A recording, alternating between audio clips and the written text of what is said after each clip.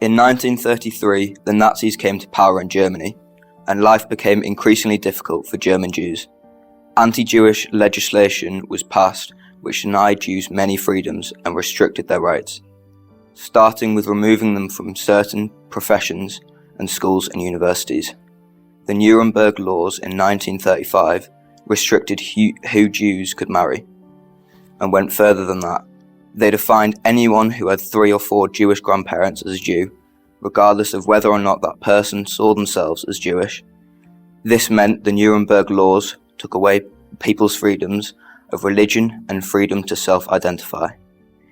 In the 9th of November 1938, Jewish shops and businesses in Nazi territories were attacked and destroyed. The night became known as the Night of Broken Glass. Jewish people were banned from cinemas, theatres and sports facilities. As the German army swept through and started occupying European countries, Jewish people in those countries often had many of their freedoms taken away. They were forced into ghettos, living in cramped conditions and often doing hard labour for the Nazis or for German industries. Being imprisoned or enslaved is the very antithesis of freedom, and this was simply because they were Jewish. After the arrival of the Germans in the Netherlands, Anne Frank wrote in her diary, "That is when the troubles started for the Jews. Our freedom was severely restricted by a series of anti-Jewish decrees. Jews were required to wear a yellow star, Jews were required to turn in their bicycles, Jews were forbidden to use trams, Jews were forbidden to ride in cars, even their own, Jews were required to do their shopping between 3 and 5 p.m.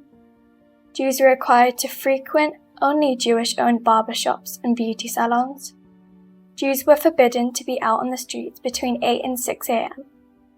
Jews were forbidden to go to theatres, cinemas or any forms of entertainments.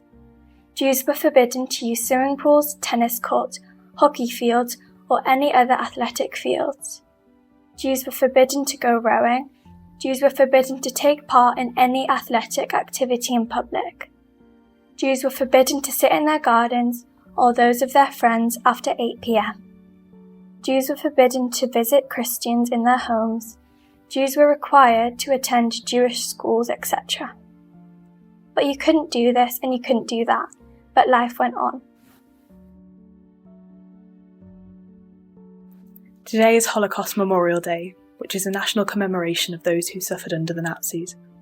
The Holocaust was the murder of approximately 6 million Jewish people by Nazi Germany and its collaborators, those who worked with them, in the Second World War.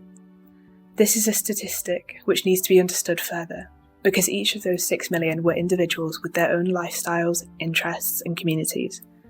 This year's national theme is the fragility of freedom, as the Jewish people had their freedom and lives taken away by the Nazis. This serves as a reminder for us to appreciate our basic freedoms that we enjoy today, which can often be taken for granted. Freedoms such as speech, religion, travel and possessions were all freedoms taken away from those persecuted in the genocide of Jewish people. This is why it is important for us to commemorate those 6 million beyond the statistic, as they were all human beings with their basic freedoms being removed and their lives being taken. Anita, Eve and I recently took part in a project called Lessons from Auschwitz. In this project, we learnt about the events and the victims of the Holocaust, so that the memory of those who died can live on and so that we keep discussing the importance of tolerance in society. We took part in an online learning platform, a trip to the camps and a survivor talk, which were all eye-opening and informative about the Holocaust and its implications. A really important part of the project is sharing the information we have learnt with others, by sharing our experiences of the project within our school community. Although it is a difficult topic to learn about, it is important that we respect and remember those who died due to the Nazis.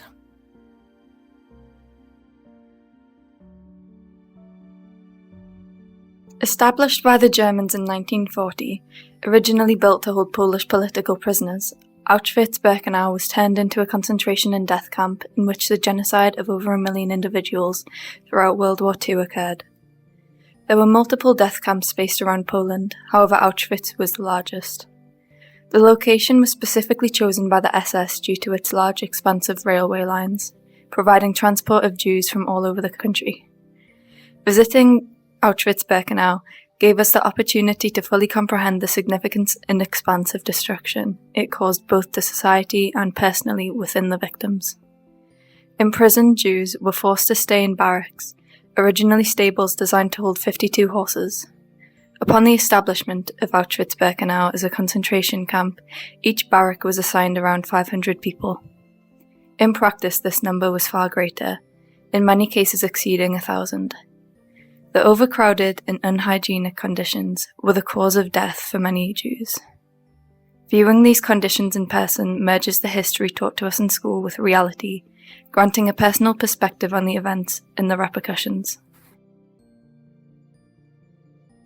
Sophia, Renata and I were granted the opportunity to talk to Eva Clark, a survivor of the Holocaust born in the Malthusian concentration camp on the 29th of April, 1945.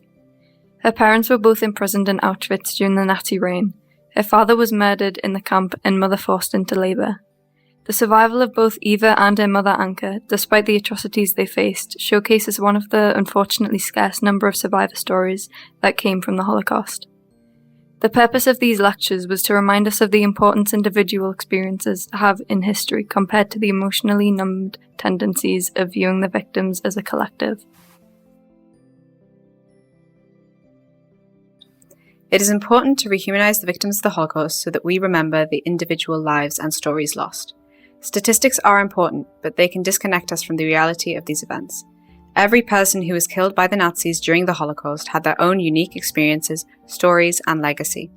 One such example is Berta Rosenheim, who escaped the Holocaust through the Kindertransport system, which was a program set up to evacuate children from the German Reich to Britain. Approximately 10,000 children were evacuated through this rescue mission. Berta was born in Germany, and her family was fully integrated into German traditions. As you can see in this photograph, Berta is holding a traditional German sweet cone given to children on their first day of school. When the Nazis came to power, Berta was banned from attending school with her non-Jewish classmates. This is another example of the freedoms taken from Jewish people during the Holocaust. Berta was one of the few Jewish children who escaped the Holocaust, and her picture serves as a reminder of how individual lives can be affected by harmful ideas and persecution. We all have a responsibility to remember the individuals lost in the Holocaust. We can all play our part in trying to fight against discrimination and aiming to respect the freedoms of the individuals around us.